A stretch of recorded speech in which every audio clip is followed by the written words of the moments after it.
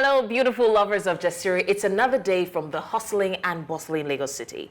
But in truth, it's not really hustling and bustling. It's the NLC strike, and it enters day 2 today. So maybe my greeting should be Echo Strike. Oh. And since the NLC and the TUC began the nationwide strike yesterday, there has been mixed reactions from Nigerians across different strata. That there's the famous argument that it gets worse before it gets better. But on the flip side, who is bearing the brunt of the power tussle? Ladies, Paulation cope. I'm not coping. I'm not coping well at all. The worst is the nationwide power shutdown. Yeah, I think that's the one that's... But did you notice that even fuel stations stopped selling? Yes, they did. Okay, no, there's still a number of stations on the Ikorodu Road selling, but the queues... The queues are mammoth this morning. The timeline, like, okay, they sell from 7 a.m. to 11 a.m. and then that's it. And others sell from, so I think it varies at different filling stations, but that is the crux of the matter. But I think, I asked that question yesterday, if there should be some unions who are exempt from being on strike because of this essential nature of what they do. And you guys said, no, let everybody on. Everybody's on strike now, including the hospitals, including government hospitals and institutions. That's the riskiest part, right? But I think that this past few days, I've mobilized mind blockers. I've seen more movies than I have seen in the last month because I don't want to think about. I want to be in my fictional state, like imaginative. So wait, hold on. This thing that you're just saying. Suppose the telecom companies decide to join this. To join? Totally imagine. Telecoms join. Telcos join. Would we die? What were you doing before cell phones came along? Before GSM came along? No data. We were climbing to the top of the mountain. We're doing time crier. You just download movies. Get books. Read books. You said? To read books. Yeah, it's good. No, it's good. I just got some books delivered for Korede, so I understand her. Yeah. No, I just got some books delivered spiritually. I remember when my cute kids would ask me for books. Tolu, I'll buy them 6 or 8 books. Do you know how expensive? Not recently, I can't lie. Like 2 years ago. And they'll come back 2 days and say, we are finished. I don't understand. I did just see you. So I don't do new. Did you read it well? Yeah. Read it again. I don't do new. I do thrift. I don't like. Yes, there are things I do thrift. No lie. Why am I buying new? There was one time you were so obsessed with that Diary of a Wimpy Kid. Yes, the whole series. No, I don't do novels. I watch movie instead. I don't like that suspense. Oh, and he caressed her. What happened? Just cut to the chase. I beg. I'm not doing that. I've never been a novel person. No. Do you know? That's why you are so hard. Flipping the pages. Your edges are finding a favorite corner in the room. See her. I know. Coffee. Something has. I miss Mills and Bone. Oh God! That's how we grew up. Those sappy romance. In secondary school, we used to go to the thrift places to buy them. And find one. Did you ever read Pacesetters? Yes. That was something I wish never went. So I think it needed to. They were like books itself. from African authors. Yes. Wonderful, beautiful. This is what NLC is causing you. This is what NLC is causing. We're giving you options. Don't depend on because for some reason these ladies want to put out in the air that maybe telcos go on strike. At this point, I don't even know. No, because the truth is, when there's no light, there's so much to do with your phone battery. When your phone battery dies, what happens, guys? That's your reality. You start being introspective. Start asking questions about where am I in my life? You would think what have I achieved. Take a Bible, whatever. I'm not going to lie. If there's something I'm proud of, is that I've trained myself to that level. So naturally, I was telling you that I don't like generator. Are you not a wicked person? I can do without light. I can be in the house and you won't know that there's light. I use my phone battery until it's dead. I have YouTube videos downloaded on my laptop until it dies. I have torch lights. My scented candle, I use it for candle. My brother will be like, what is wrong with you? There's something wrong with you. You are using scented candle for... I'm serious. Like, I would have my bag, stay in darkness, eat, read. Once I can't see anymore, I'm very good with it. I can watch a whole movie in my mind. I'm serious. I can, my eyes can be closed. No, it has to be. Look at how we're looking. The Bible says, suffer not a witch to live. And she's so comfortable explaining this thing to us. No, you're just telling us that you are anti-human. But ladies, aside from that, we're in day 2. Let me give you more updates, because right now, we don't know which way. No. So there was a meeting last night, and some sorts of agreements was reached. Government says it will pay a wage higher than 60,000. Even if it's 65,000, be careful of terminology. A wage higher than 60,000. There was no, what do you call that thing? Oh my God. Specification. What the lowest would be and what the highest. We know the lowest is 60. What if it's 61,500? Exactly. But I don't think it's going to be, but not less than 60. I don't think it's going to be that. But again, we're just saying watch the terminology. And it also said that it will not victimize any worker who took part in the industrial action. There's a lot more, but hopefully we'll get into that later on. But I think at the end of the day, we haven't had a strike that's really gone on for a week in a long time. Yeah. They've done warning strikes and pulled back, I think, in a day and a half. This is day 2 now. Even though they had this meeting with government yesterday, Labour has not officially called and said the strike is off. Roads were really quite empty this morning. Yeah, even driving in, people are either staying at home or the ones who have to work, private sector is there. You saw just massive people on the road waiting for transportation. So there is a struggle. We are the ones who are the grass right now, where the two elephants are fighting. Yes, so, the elephants being the FG and the Nigerian Labour Congress, the TUC, and all the amalgamated labor unions who have joined in. What do you think is going to be in the next, let's say this goes into Tuesday, well, today is Tuesday, Thursday, Friday, weekend even. So airport yesterday, when we spoke to Marshall, they said that flights that were already on the way in could land, but as of today, no in, no out. You cannot take off. I say I was at home. So yesterday night, I saw, you know how... they have that blinking light. Yeah. So in my mind, I'm like, are they flying across us to Ghana? Last we checked. It's true. Last we checked, airports were closed. So who are these ones? They fly over your head. They do that for international. They do it for international. Right now, it is a complete shutdown. Yeah. So there are people still monitoring your airspace, but you cannot take off. You cannot land. Look, I won't lie. If this goes on for almost a week, I feel like the government would not even be able to allow it go on for a week. They would cave. But cave at 494,000? No, not. I mean, they would reach. I feel like if they upped it a little, maybe like 100 or something. It's fair. I doubt if they when can I saw this this conversation that is looking like an agreement, I was a bit disappointed, to be honest. I'm like, NLC has started again. This very vague agreement of over 60,000, and then they will not victimize, and you're about to come and tell us that you had an agreement. Like, just allow it to last, even if it's 4 days. Try.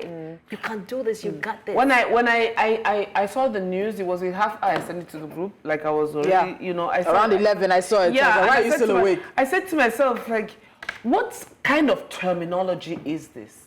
We'll pay more. Listen, you have to, like Tolu says, you have to pay attention. You have to pay attention to the grammar that you use. To explain but when I say this thing, it can be 61,500. I just find it 60,500. The way all of you have such high expectations, I have zero high expectations of like who? I know on both sides. I know this is like the only thing I know is that they will come to some kind of compromise that is like every compromise they've reached in the past. Just like they said, they gave us a give above. You see that above now is another thing we will fight. If they're going to do anything, let's stay the course. Let's know exactly what the government is doing. Yeah, but sign all the papers, dot all the I's and cross the T's, and let everybody know. Can we as Nigerians, can we withstand? How can we, with the harsh economic reality? Look at it. We knew what happened yesterday. People struggled. No pepper. Do you know I saw somebody on Instagram pouring a bowl of okra? The water in the okra, you could count the okra by hand. Wow. I saw that. Because they have to eat, and tomatoes is saying, don't touch me. So now everybody is gone back to eating concoction rice because you rather use dry pepper to cook and tin tomato. We went to the market yesterday. Yeah. We did not see... That's saving my life. No more chin-chin. No. We didn't see eggs. So I don't understand what's going on. There was no egg in the market close to me except for one place. Normally you see this load of eggs everywhere, you'll be able to... There are certain things that are becoming harder to find in the market. And I don't know if it's a complete consequence of the economic situation. You said? I'm going to grow my chickens. At this point, grow everything you can grow. Know what you're feeding them. Boilers, the one that will just be getting belly and be laying the eggs. Say, baby, you just be laying the eggs. Baby, what do you need talking sweetly to it. Sweetie, what do we need to feed you today? Just keep the eggs coming. I wish I could Actually, I wish I could touch chicken to that point. But I doubt if I can. I would rather have a goat. They'll be smelly up here. Yeah, everywhere.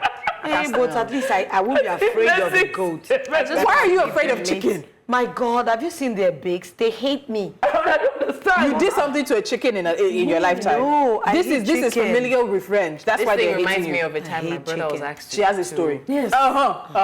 What's the story? Before you go on the break. It reminds me of a time my brother was asked to kill the chicken. My brother held the chicken by the head and started to and the chicken was alive. Both of them were struggling and shouting and.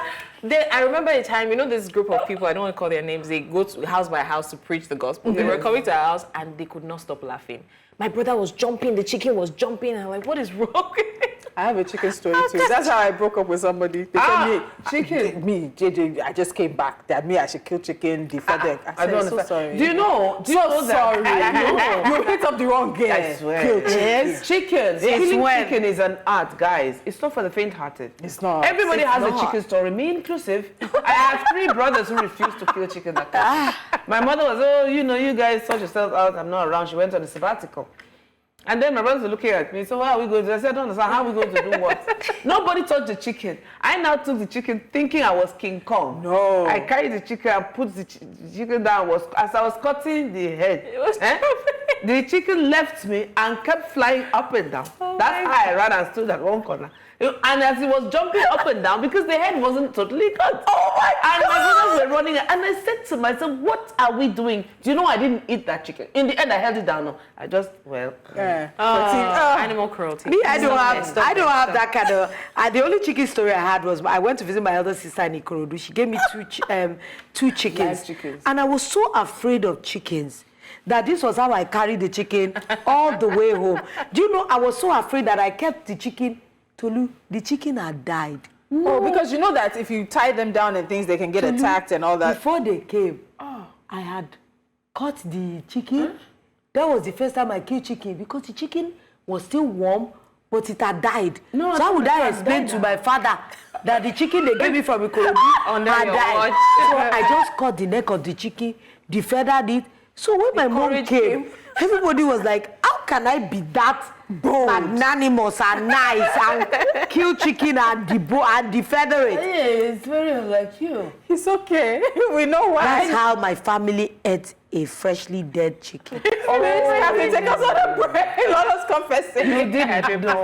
Please. I didn't confess. No. I hope my sister doesn't watch ladies and gentlemen, that's our chicken story for today. But how we got here. Having said that, and in the light of the strike, listen, something's got to give. We have to find new ways to adapt. If it's reading books, if it is talking to ourselves in the dark like blessings, something has to give. But right now, we're going on a short break. When we return, we'd like to take you, take a little detour, bring you an insightful conversation we had with the Executive Director, CEO of the National Film and Video Censors Board on regulating Nollywood and the creative industry in general. This one will be wild. Stay tuned. Jasiri will be back right after this. Now, this segment, we have a sterling, erudite guest in the house. We have been expecting to make his debut on Jasiri, and we're proud to introduce to you the new Director General of the National Film and Video Censors Board. They call it the NFDCB. Yeah. The NFDCB. Yes, let's make welcome Dr. Shuaibu. I think Captain almost had him blushing. You didn't see he was doing thumbs up. I didn't want to go too far to start explaining, media experts. Yeah. This man is written, he's an author. He's, let's just not go there because once I go, we know. Once we go. And if it was a radio, they will have done check it. Thank you, Dr. Saini, for joining us. Thank you so much. Thank you. You're hot cake right now. So we are very happy that you're able to take some time out. Please invite us to the party. We're very happy you're able to take some time out to join us on Jasiri. And I think the very first thing anybody who's watching will expect is that we need to know what happened in Enugu. Yes. Because from the stakeholders meeting in Enugu, there are several different headlines about the federal government through your agencies banning smoking, glamorization of crime, and certain things in Nollywood films. So you've been doing some clarifications. What went down in Enugu? What do we need to know? Okay, we thank you for having me, and it's such a pleasure and honor to be here. All right, we were in Enugu for a campaign in partnership with CAPA. CAPA is a non-governmental organization. We got there, and they have been in the campaign about a smoke-free society. But they partnered with us because the National Tobacco Control Act provides for an agency like the National Film and Video Censors Board to implement aspects of that National Tobacco Control Act 2015 and then later 2019. And when they came to us and they told us that, look, global practice for us to curtail, to prohibit the glamorization and, of course, the promotion of tobacco. And the reason why we're emphasizing on glamorization of tobacco is because there's a total ban on tobacco advertising now on radio and on television. So the easiest way to get people to continue to see, to smoke, is to go through media like music videos, skits, and films. And so they are concerned that, look, we need to get the buy-in of the stakeholders and make them to take responsibility.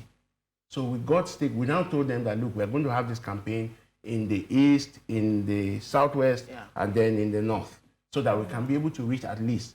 So we said, okay, let's start with the southeast, where today, if you go, films are done like pure water are produced. They produce films. I mean, there's a lady there who does like 7 films a week. Wow. This is an art that is so difficult to make, but somebody is in Asaba there doing 7 films a week. She has her set, she has everything. No. But anyway, we got to Enugu, met the stakeholders. They came from Onitsha, Benin, Asaba, where movies are made, Port Harcourt. We met at a location. We got representative of them. We got a location, and we sat down and said, look, guys, we're not saying that you cannot smoke, but this is the plan of these tobacco companies. They want to pass harmful content to our kids. They want to advertise. And we spoke with them. Some of them at that event said if they had this kind of information about the risk factor that smoking is to non-communicable diseases, they would have long been using other ways, other props, other stuff to depict, smoking. There was a good example that we showed in Enugu. A young lady, year 1 student, who should be like 18, 19, 20. She was jilted by her boyfriend after they had an appointment. He didn't show up. The boy is a cowboy. He has a lot of... So by the time she came back home, this lady picked up a pack of cigarettes, showed us the pack, which is promotion. Dropped the pack, picked 1 stick, and you know the way they do it. She will smoke, pick another one. She smoked like 7 sticks right on screen. Then by the desk, there is a ashtray. There are another like 6 sticks or 7 sticks there. That means that she has taken a total of 14 just to get out of depression. I mean, what is that supposed to be? What does that mean? You just know that this kind of sin is so unnecessary, and they're using it just for the promotion of smoking and tobacco. So we now said, okay, if we tell people that, don't have smoking sin and the rest, they will have a problem. We now said global standard is, hey, you must put a warning. In beginning, middle, and at the end of the something. They all subscribe to it. But by the time I got into Abuja, the next thing I just saw, federal government bans smoking sins in movies. I said, did we ban smoking sins? I started asking the people whether there was something like that. They now said no. Then I now had to go on Twitter and some other platforms where I know that they can get to me easily. And I said, no, we did not ban. What we did was that we prohibited, in fact, the regulation is prohibition of the glamorization and promotion of tobacco, narcotics, money ritual, ritual killing in our films. And that's what we did. And we said, if you must depict those things for educational purposes, for historical accuracy, and to correct negative lifestyle, no problem. Please go ahead and do it. But you must put a warning. You put a warning from the beginning that the people smoking and the filmmakers do not want to endorse, do not intend to endorse or whatever. Then in the scene itself where they are smoking, you put a line and say, smoking is injurious to our health, and then at the end, you now put a warning. Something to just say, look, you are not promoting this, you are just using it for the purpose of educating people and correcting negative lifestyle. That's what happened. But by the time I came, it was this headline against those who just read the headlines and they don't read the stories. But like I said on Twitter, if you, after reading the headline, did you read the story to find out whether it has anything to do with banning smoking in our movies? No, I didn't ban smoking. There are some situations in our culture that demands that some ritual be done. I mean, all those stuff. You can't do it. But it's the depiction that is the problem. Especially when you want to feast on people's commercial, I don't know, like appetite or something. Then you now get someone. In fact, I saw one. They brought someone into a place, put her on the floor. No, they went on a hookup. Then from there, brought her to our house. Then she now knelt down. I think he drugged her, then tied her to the back and the rest, cut off her head, and then dollars started coming out of her head. Oh my God. Where does that one happen? Oh my God. Oh my Okay, God. now that you say this, it leads me to my the second question that we have for you, because there's so many things that have happened and are still happening in Nollywood. Nollywood is a vibe. 7 films in 1 week. Let's not just even go there. My own is that with everything you've seen in terms of I don't want to say the word that comes to my head, but the content that's produced for social media platforms, especially Instagram, first of all, before you're now directed to broader platforms like YouTube. Let's talk about more challenges apart from this banning of smoking in Nigerian films. Let's talk about the biggest challenges so far that the Video Censors Board is tackling. It's the digital space. It's so wide, it's so broad that you don't even know where to start from. But we know where to start from. And what I did upon assumption of office is that I met with the platform owners, YouTube, Instagram, Facebook. I met with them first because I believe a lot in engagement. So I met with them and I said, there's a law in place in Nigeria, and we have that law. And the law is that you can't produce any content, dramatized content in this country. Not those ones you do with ring lights and you're enjoying yourself.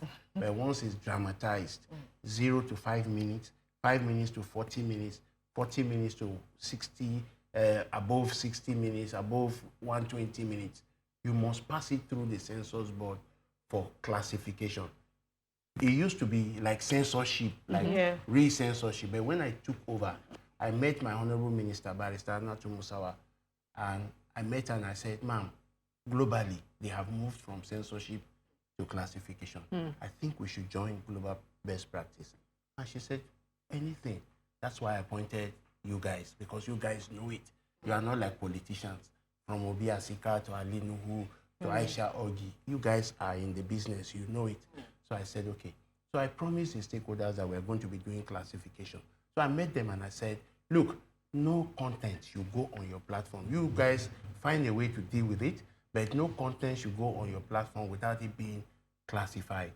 They said, okay, they are working with us on that.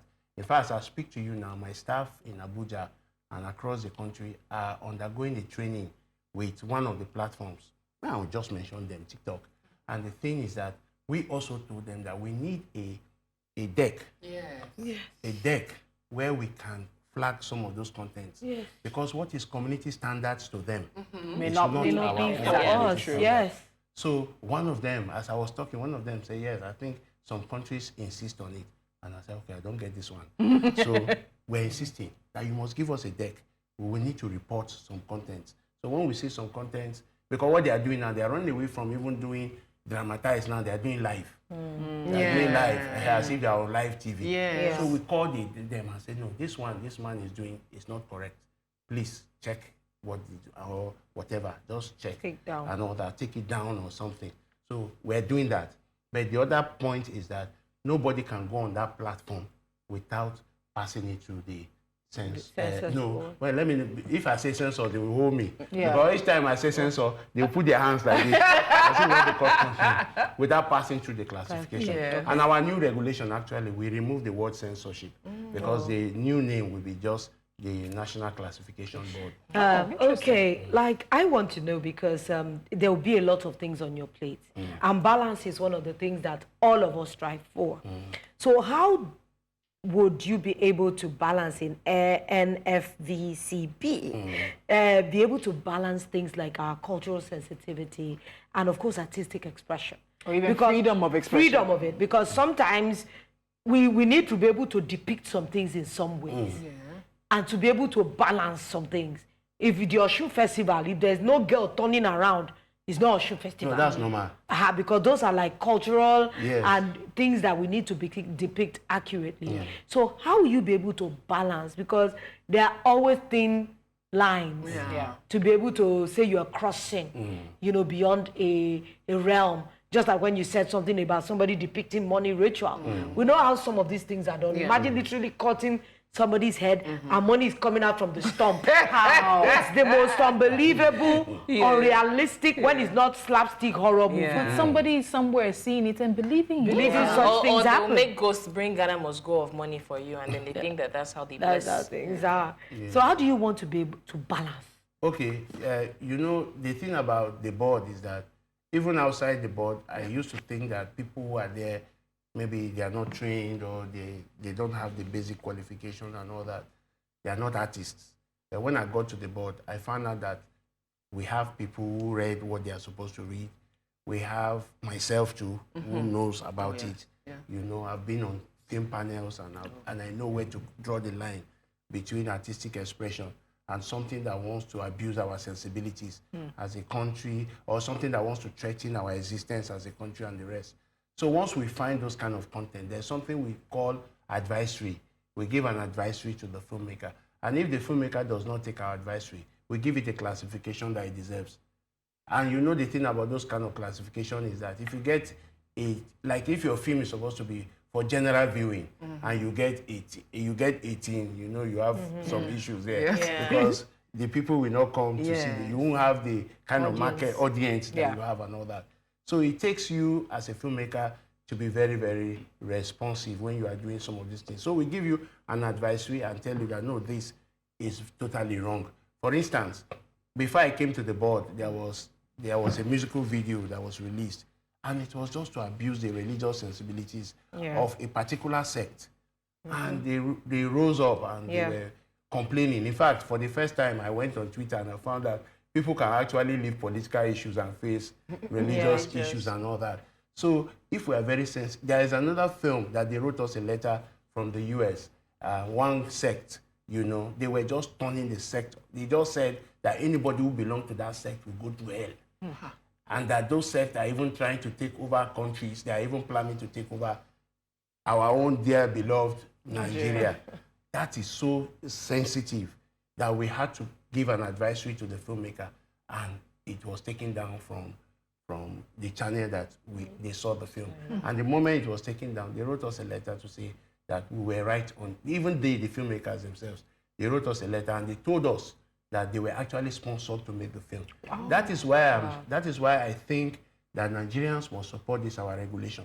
Because there are some people who can hide under sponsorship to pass things that they are not supposed to pass to us as an audience. So we must be very, very careful. And that's why, for me, all these things, since I came into the board, I have been engaging stakeholders. We must take responsibilities for the content that we give to our audience. So I'm going to write on that. I'm glad that you brought up that religious aspect. I think I have an idea what that song is. I want to ask, when it comes to sensitive social issues, controversial topics, how does the board handle such? I'm going to give an example. Back in April 2014, Half of a Yellow Sun, an adaptation of Chimamanda Ngozi Adichie's novel with the same title, suddenly witnessed a series of roadblocks by the NFVCB. Although the film eventually premiered in August of the same year, the board's initial refusal to certify the film raised suspicions among citizens, as it should have, right, on Nigeria's bland attitudes towards any material expressions on the Nigeria-Biafra civil war. And we've also seen some other movies after that and, you know, controversy stemming from all these other movies that they're not taking some of these movies as seriously as they should. So how does the board handle or intend to handle this? Okay, I know about that particular situation. Yeah. I was writing actively at that time, and I even did a write-up on it and all that. And I said, yes, while we have freedom of expression, there's a place where our freedom stops, you know. It's not absolute. Freedom of expression or creativity is not absolute. There's a place where it ends. It's the same way of freedom of expression. You know, it's not absolute. You can't say because you're allowed to speak, then you libel people and then all that. You know, that particular scenario was, I think, there were certain depictions that the board was concerned about. It could spark anything. For instance, there's a particular scene, I think, in that film where somebody said, are you an Igbo man? He says, yes, I'm an Igbo man. He shot him in the head. You know, that depiction alone, if he had just shot randomly, you know, by the moment he just said, are you an Igbo man? And then he shot him in the head, there can be reprisal attack there. Because the man who shot him was an Hausa man in the film, depicted as an Hausa soldier in the film. There can be reprisal action. So sometimes when we see some of these things, we give advisory. You know, eventually, like your narrative said, eventually they add the film to premiere because they had removed contentious issues that can, you know, lead to some kind of restiveness and all that, you know, that can create some kind of issues in society. So we do that. But we sit down with the filmmakers. The thing about this new classification we are moving on, apart from meeting the panel, we bring the filmmakers to meet the panel, and then we talk about it. We bring experts, different kinds of experts together to let you know that this is the reason we are giving a restriction tag to this film, or this is the reason we are giving this kind of rating to the film. We do that. Maybe they don't do it before, but in this time, we'll make sure we do it. We'll tell you that this is the reason we're giving this rating to the film. And again, you know, it also, like we always insist, it calls on some research and responsibility on the part of the filmmaker. There was a particular film that, you know, caused a lot of uproar and the rest, and I think it's still there. You know, if you were going to make that kind of depiction, you had artistic freedom to do what you did, quite all right. But when you know that it's going to abuse cultural sensibilities, what you would have just done was to use your own creativity, your license, to do something different, but just have symbolic representation of those stuff, you know. But we as artists at the board, we didn't see anything wrong with it.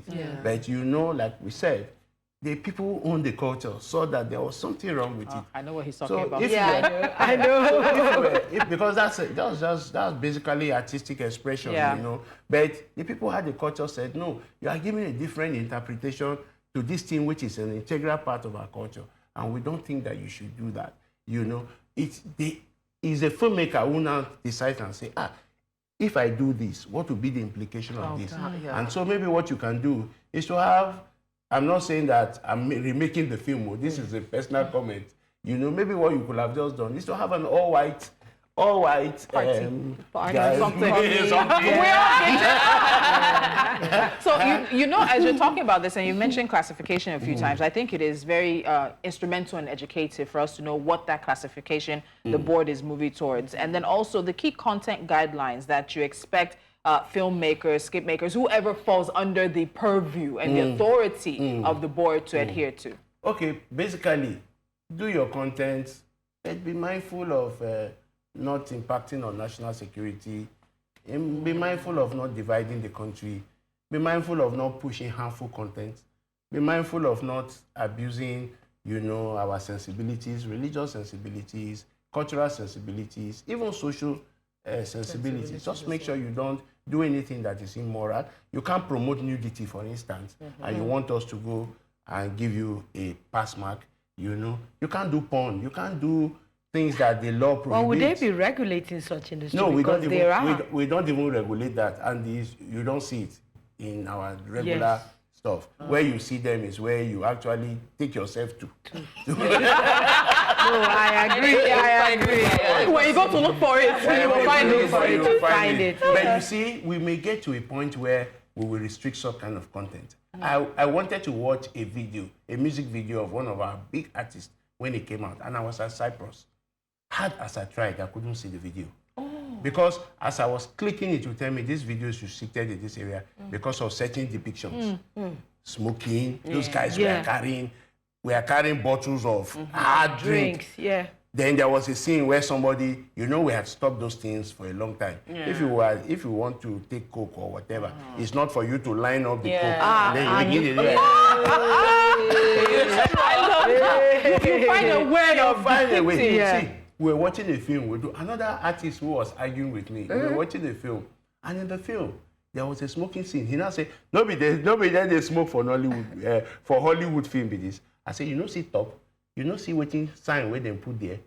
That one tell you say smoking there for this scene. And then as we were going, the guy now said, "Are you still on this habit?"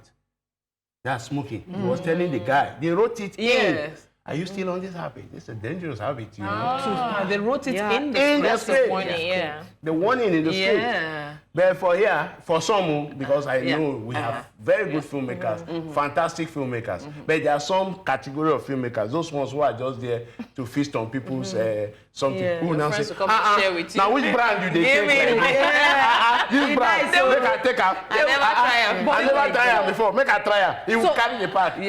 What you're saying makes me ask this question. How powerful do you think film, music, skits are when it comes to Nigeria's sensibilities, when it comes to influence? It's very, very powerful. I teach in the University of Lagos, and most of the project that people bring to me is about influence of this on dress culture, influence of this on behavior, and all that. So it's rife. No. It has a lot. Film that shapes, film that molds.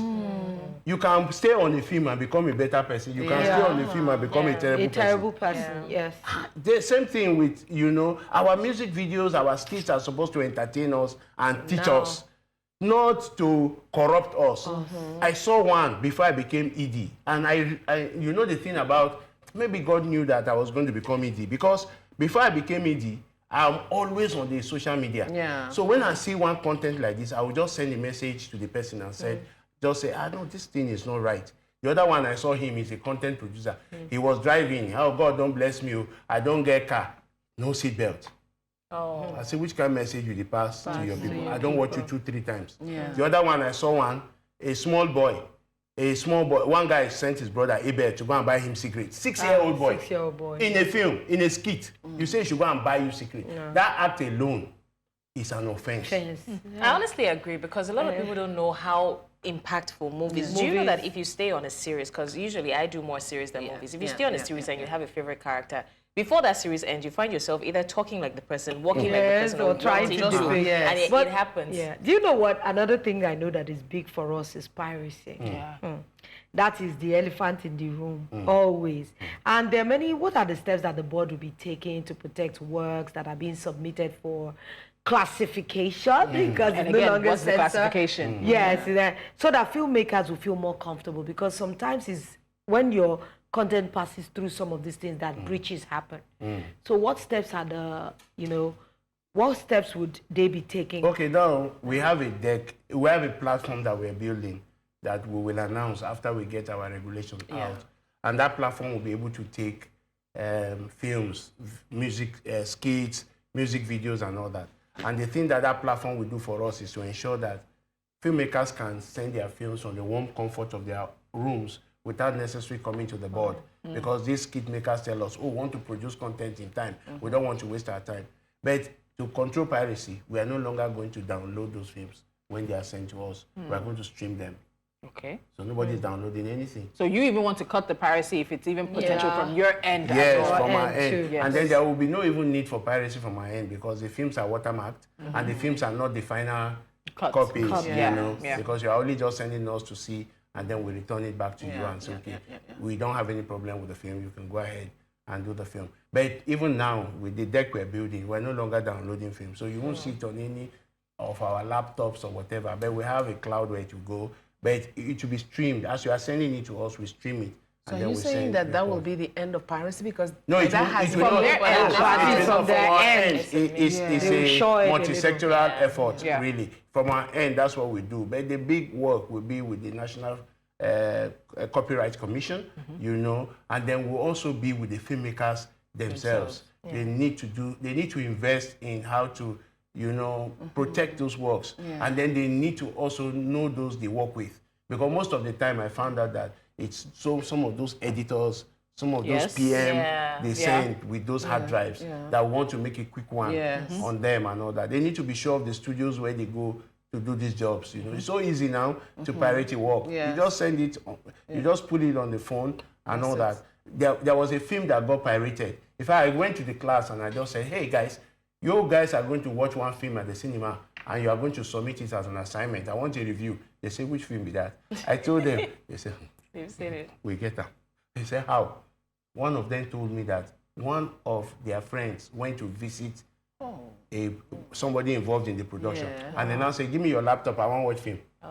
So that's how she copied the film. Wow. What is your turnaround time? If somebody submits a skit or if they submit a full-length movie? And also, so we've heard about this prohibition. What's the consequence? If you are found to have flouted the prohibition, I think it's important. I haven't seen that really mentioned anywhere. What are the consequences? There are consequences. By the time the Ministry of Justice gets it back to us, we'll be able to publish it. But I think it's 1 million naira that you have to pay as fine, or you go to jail for 2 years.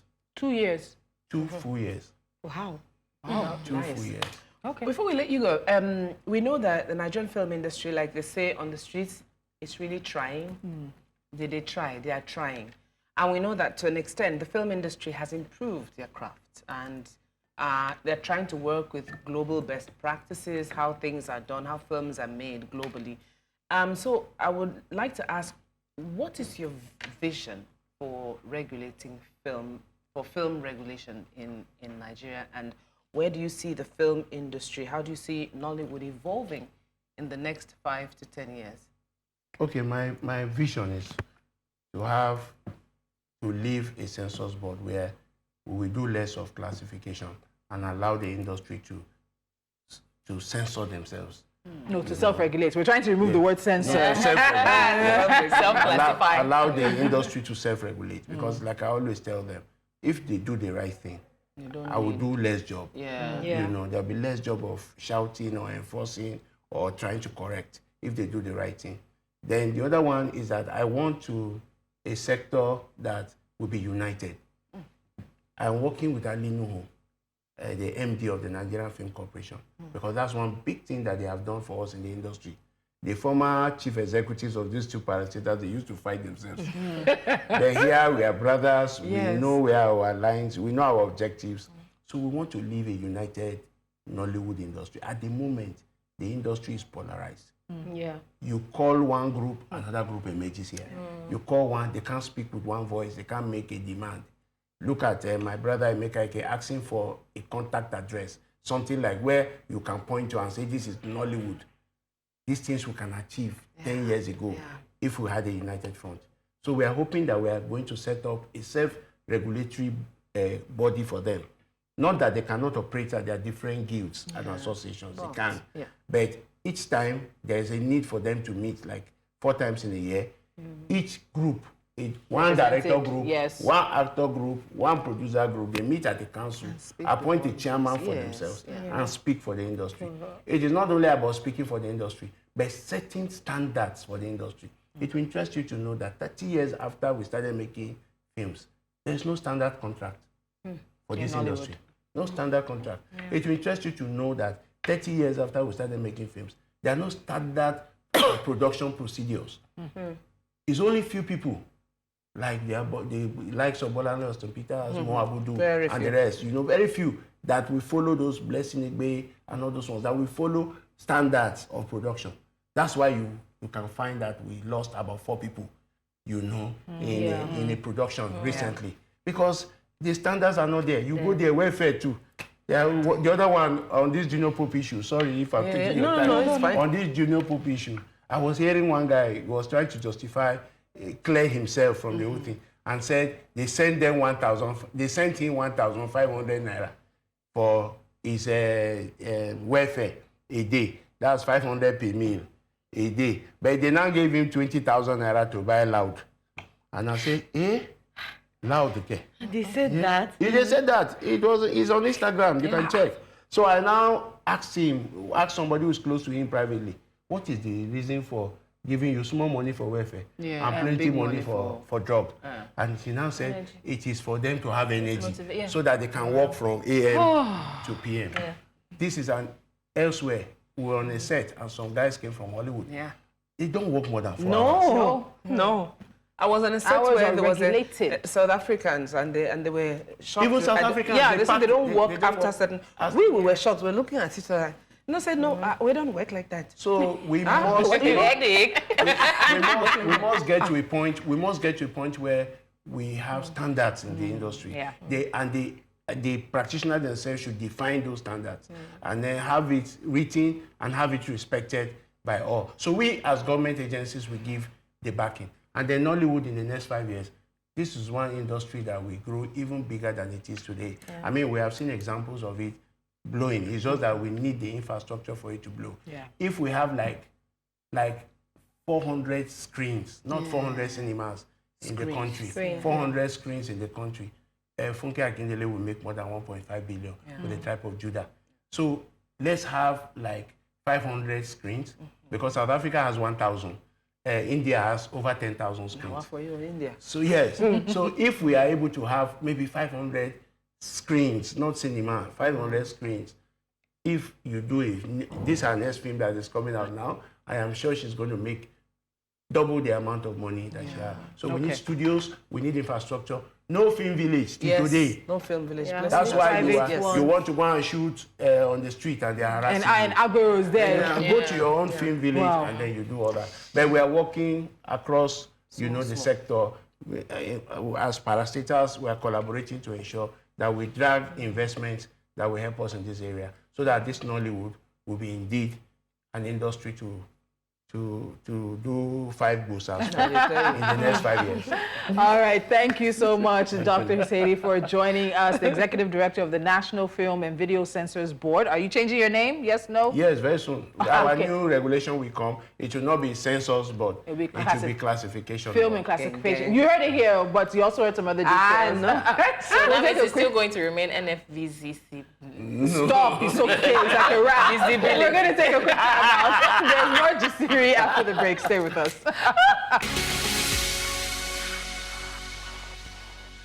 Thank you so much for staying with us. And so that was a conversation we had with Dr. Shaibu Hussaini, the Executive Director and CEO of the Nigerian Film and Video Censors Board. I was waiting for that board. I practiced it. So I hope that's giving you some of the clarification on the headlines that we saw most of last week in regards to the banning of smoking, ritual killings, and glamorization inside Nollywood films. And it's something that was definitely a conversation. We've been pulling him back and forth, very busy, wanted all across the nation, but definitely we thank him very much for being our guest that day. Ladies, what were final words? Because we don't have time for hot topics and we're still in the spirit of striking. But the things he said in the interview were quite instructive. And I like the fact that he has a minister who recognizes that they needed industry people, industry practitioners, Ali Nuhu, Aisha I don't want to mispronounce her surname, him as well as Obi Asika, industry practitioners who know what the concerns of the industry are. And so that's interesting for me. No, I like that too. I actually appreciate that they put round holes in round pegs, because sometimes if you are not a practitioner, you might not really know what it really means to head some parastatals. And it just goes to show that everyone should just keep doing what you're doing. Because when the time of recognition will come, it's just the volume of your work. And as long as you're putting value out there, you never know what the universe can push your way. Like my comedy. Oh God, she just had to. You will headline, I would do comedy for you. Your comedy, which is really fine. Consistency is key. You will actually MC my comedy show. How about that? But you help me laugh so that you... You know, your sisters will be there and Katu will be in front. Once you say one thing like this, and you fast me, I'm the one that will throw water bottle on stage. First of all, we will now do Anko. We have to have, yeah. So people But you don't already have Anko. You guys, we have Anko. You just know that we have come and we have come to stay. So I'm speaking quickly on Dr. Hussein's interview. I was thinking all through the conversation, that means, Lola says, putting round pegs in round holes, that means more is expected from someone who's in the industry, because we've been talking about putting people where they are supposed to be.